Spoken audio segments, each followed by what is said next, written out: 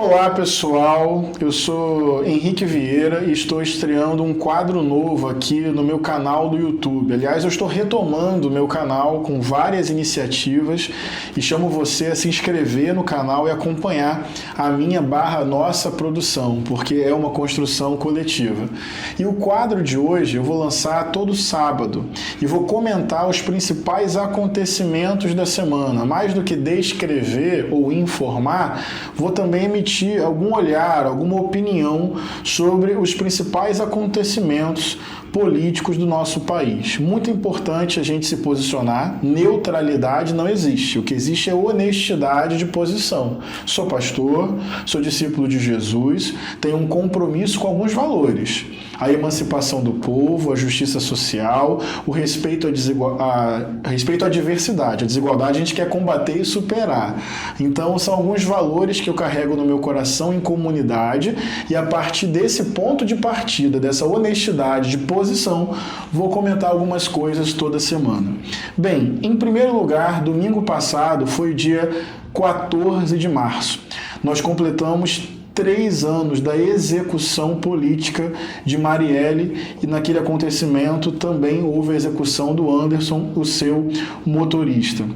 Como iniciativa do Instituto Marielle Franco, várias casas legislativas do Brasil inteiro lançaram um projeto de lei, dia 14 de março, como Dia Marielle Franco, dia de enfrentamento à violência política contra a mulher.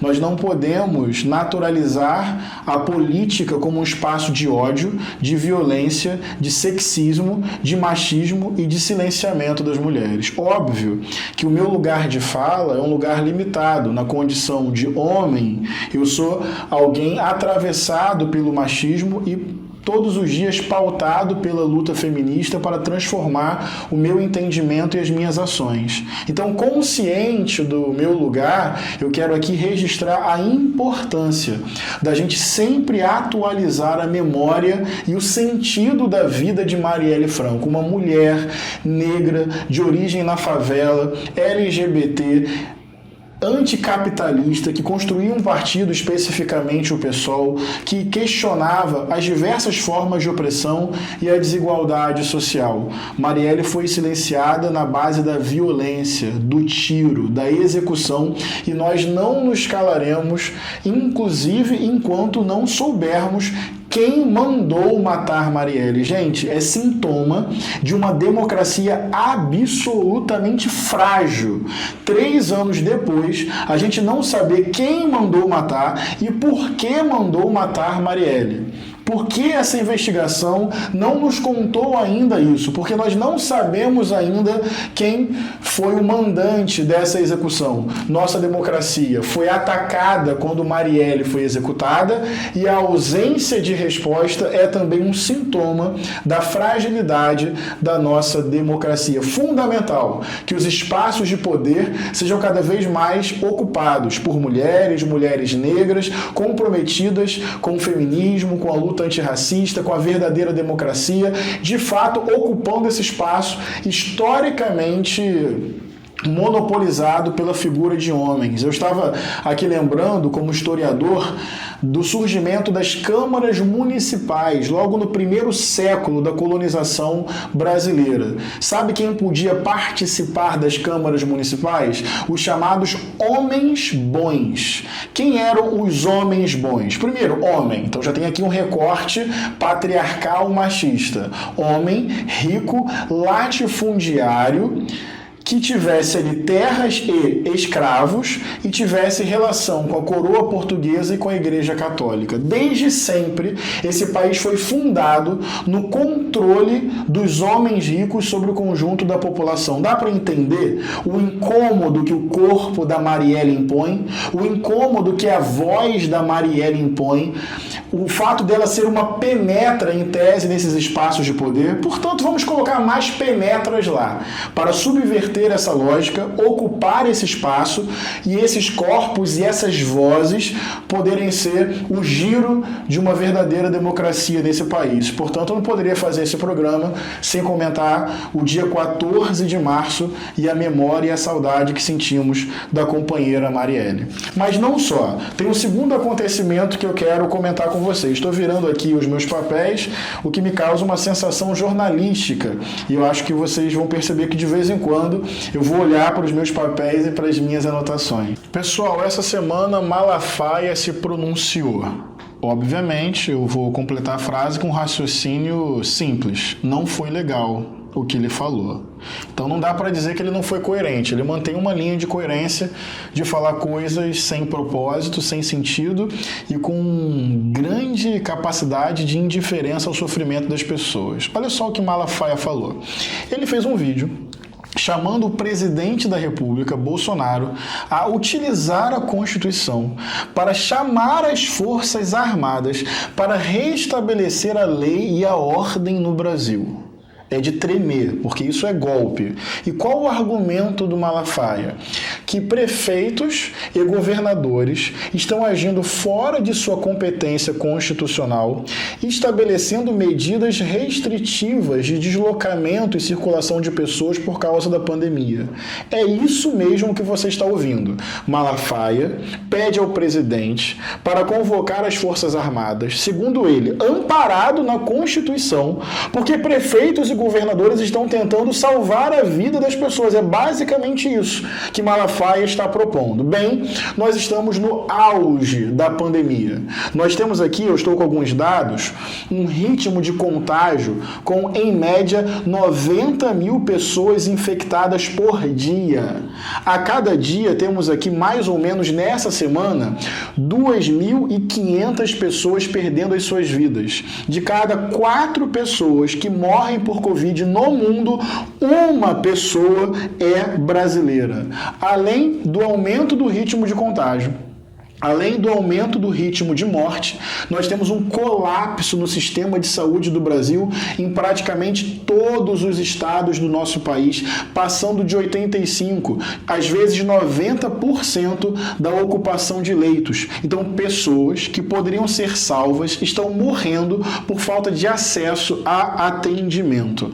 Além desse quadro, temos um ritmo de vacinação extremamente lento por causa das decisões políticas do governo Bolsonaro e novas variantes surgindo no Brasil, mais agressivas e com maior transmissibilidade. Portanto, nesse momento de agravamento da pandemia, contágio, morte, colapso no sistema de saúde, o pastor Silas Malafaia vem a público pedir ao presidente para chamar as Forças Armadas para restabelecimento de lei e ordem, porque prefeitos e governadores estão tentando impedir a aglomeração. É esse o nível de insensatez do pastor Silas Malafaia. E eu quero aqui fazer um contraponto. Dá para fazer o correto. Dá para ter medidas que são consequentes. Algumas ideias que estão sendo amplamente defendidas por movimentos sociais, especialistas na área da saúde, alguns partidos políticos e por aí vai. Primeiro, nós temos que garantir o lockdown ou o distanciamento social para que não haja aglomeração e para diminuir o ritmo de contágio. Sabe o que isso significa, gente? Salvar a vida de milhares de pessoas. Mas é óbvio que não basta fazer isso. É preciso viabilizar isso. Como? Com renda emergencial de pelo menos R$600 para que as pessoas possam sobreviver a esse tempo. Portanto, você tem como cuidar da saúde, cuidar da economia e impedir que as pessoas passem fome. Sabe o primeiro auxílio emergencial que aconteceu? Não foi por causa da vontade do presidente. Foi uma vitória política da oposição no Congresso e pressão popular. Sabe por que muita gente não passou fome, não morreu de fome? Não foi por causa do presidente. Foi por causa das redes de solidariedade que o próprio povo organizou. Porque o presidente presidente está zombando do povo. O presidente está dizendo que essas lágrimas de quem perdeu pessoas queridas são mimimi. O presidente não está se comprometendo em vacinar a população. Portanto, Malafaia, o presidente é um genocida. Não é só incompetência, não é só negacionismo. Ao que tudo indica, é a gestão e a promoção da morte. Nós é que temos que ativar o povo para mobilizar a Constituição e tirar o presidente de lá. É o contrário, Malafaia. É óbvio que nós temos preocupação com o pão na mesa. É óbvio que nós temos preocupação com as pessoas podendo sobreviver. Mas não adianta jogar as pessoas na rua sem consequência para que elas morram. Quem está morrendo mais é pobre. Quem está morrendo mais é trabalhador. Quem está morrendo mais é o povo negro. Portanto, você tem que garantir distanciamento social para reduzir contágio por um lado, e, por outro lado, você garantir que as pessoas não passem fome. Temos que garantir vacinação ampla para as pessoas. Tem uma outra ideia genial, ou melhor, simples, sensata. Crédito subsidiado para pequenos e microempreendedores, para que o comércio possa fechar sem que as pessoas venham a falir e gerar desemprego. E aí você volta aos poucos, Malafaia, Bolsonaro, com as atividades, salvando e preservando a vida das pessoas. Às vezes, sabe o que eu acho que está por trás disso? Vontade de templo cheio de contribuintes. Não de gente, mas de contribuintes. Pessoas que possam pagar para fazer o império da fé continuar enriquecendo. Distanciamento social, renda emergencial, vacinação. Estamos no auge da pandemia, Malafaia. Sejamos responsáveis. Mais uma notícia para entristecer o nosso coração. Vou ler aqui para vocês. O Tribunal Regional Federal da 5ª Região aprovou um recurso da Advocacia Geral da União que defende o direito do governo fazer atividades em alusão ao golpe militar de 64. Em outras palavras, papo reto. O governo quer comemorar o golpe de 64. E o Judiciário deu autorização ao governo para isso.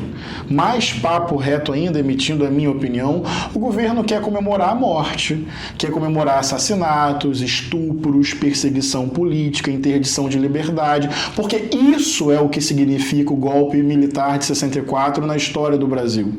A suspensão de direitos individuais e coletivos, a suspensão de um regime democrático, a deposição de um presidente eleito, a perseguição de pessoas, a prisões arbitrárias, censura, estupro, tortura e execução. Bem, é isso que Bolsonaro quer comemorar.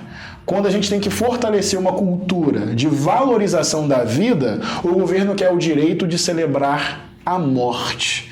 E um país que relativiza uma ditadura não consolida sua democracia, muito pelo contrário. Consolida uma cultura punitivista, seletiva, que não guarda direitos, que criminaliza a pobreza, que criminaliza quem levanta a sua voz.